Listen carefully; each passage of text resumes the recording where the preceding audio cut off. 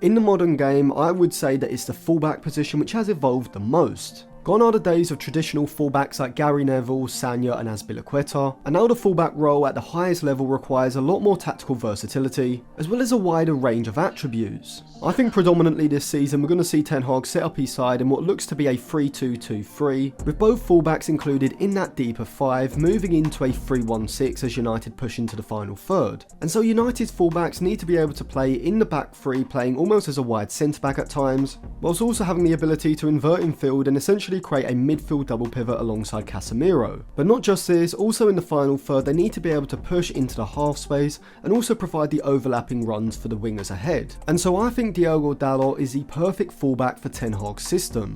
But before I go any further, are you looking to dramatically improve your fantasy football point score from last season? Well, let me tell you about the sponsor of today's video, Fantasy Football Fix, which is the perfect tool for anyone who wants to get the best possible start to this FPL season, as they provide an Elite 11 team reveal which allows you to track fantasy football's greatest ever managers in real time, with over 82 top 10,000 and 61 top 5,000 finishes. And just in my opinion, if you're not using this and someone else is, you're at a massive disadvantage. But not just that, Fantasy Football Fix also allows you to see the pre-deadline captain ownership data. The assistant manager tool also allows you to unlock transfer optimization, and you can also get predicted prices data to potentially get an advantage in the long run by increasing your team's overall value. And alongside this, they also have stats from Opta, they have predicted player points and much more. And I personally will definitely be using Fantasy Football Fix, and I'll be setting up my own fantasy football league, so I'll put a code somewhere either on the screen or in the description. So not only can you join my league, but you can also use Fantasy Football Fix to try to beat me as well. And so I'll leave it linked in the description for you to go to after this video. Now I think it's fair to say that most of the United fan base is divided when it comes to the right back position, whether they prefer Aaron Wan-Bissaka or Diogo Dalot, but I think most people prefer one or the other, and in the long term can see the other one being replaced. For me, I think Dalot has world class potential, and whilst I do really like Aaron Wan-Bissaka from a defensive point of view, I think by this time next summer United will probably have to upgrade upon him. But before I come on to Wan-Bissaka, let's go over to Dalot's FB ref report, so I can first start off by explaining from a statistical point of view why I rate him so highly, before then looking at the tactical side. If we look at Dalot's passing metrics in the Premier League last season when compared against every other fullback in the league, we can see that he doesn't really have any deficiencies, ranking pretty well for most of the important metrics. And I think specifically his long passing is very impressive. Even when you watch Dalot play, he often receives the ball in deeper positions in kind of what is an inverted position where he's tucking in from the right side and being able to use this long passing range to switch play, which can be seen as he ranked in the 95th percentile for his switches, as well as the 75th percentile for his through balls as well. And so it's no surprise that he ranked very highly for his long passing metrics, sitting in the 89th percentile for the amount of long passes he completed, completing 55% of those, which sees him rank in the 73rd percentile. He does sit slightly lower down for his passes into the final third, his passes into the penalty area, and his overall progressive passes. And whilst I would like to see Dalot progress into the 80th and 90th percentiles for these kind of metrics, these are still pretty good numbers, giving him a fantastic base to build on. Now, in order to develop into the type of complete fullback that Ten Hag wants, Dalot does need to improve his end product in the final third, ranking only around the 63rd percentile for his XG assisted, and so if he does want to compete with the likes of Trent Alexander-Arnold, Ben White and Reece James, I do think he needs to improve this part of his game. Now, Dalot certainly does have a mistake in him. We saw this in the game against Lens, where he played a pretty lazy pass into Varane, which led to Onana being lobbed.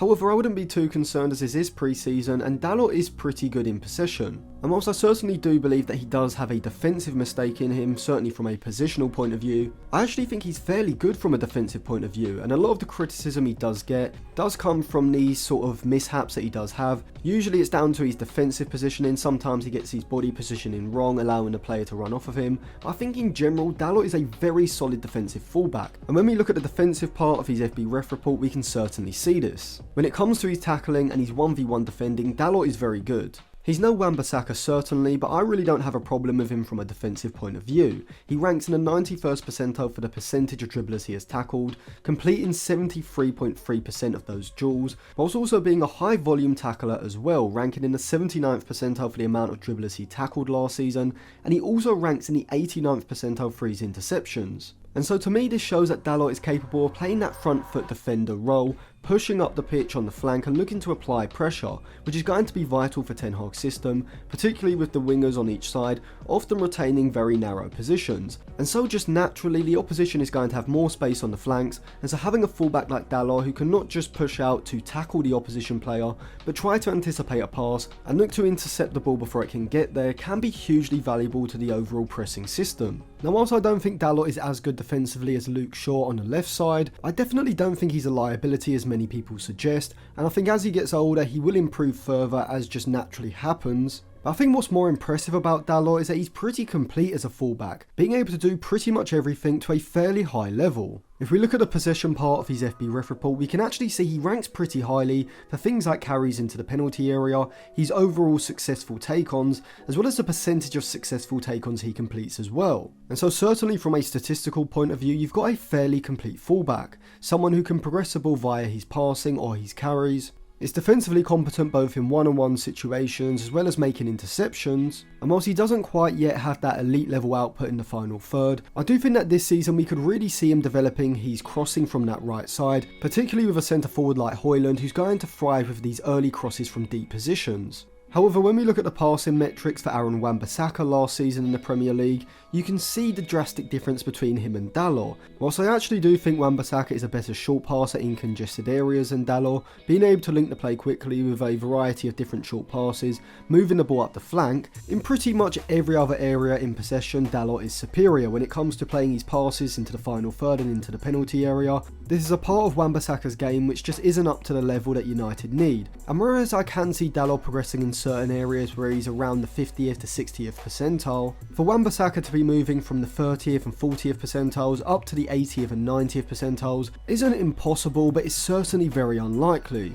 If this was 10 years ago, I don't see it being as much of a problem, but in 2023, particularly in a system like Ten Hag's, when you're up against the likes of Arteta and Guardiola, you probably need two fullbacks who are capable of playing all of these different roles in different areas of the pitch during different phases of play. Whilst Dalot can certainly drop into the back three in possession and utilise his long passing from that quarterback kind of position, Wan-Bissaka definitely doesn't have the progressive passing ability or the passing range to perform this role to the same level. Equally, pushing into midfield alongside Casemiro, I think Dalot is comfortable at doing this. We saw Ten Hag deploy him in this sort of system away at Nottingham Forest last season, where he actually played as a left back and inverted infield onto his right foot. And again, Wan-Bissaka doesn't really have the technical ability or the press resistance to play this sort of inverted fullback role. And so this does mean he is rather tactically limited, having to retain a wider position rather than being able to move in field or move into the half space as Dalot can. And so for me, I think in the long term it's going to be Wan-Bissaka who eventually gets replaced.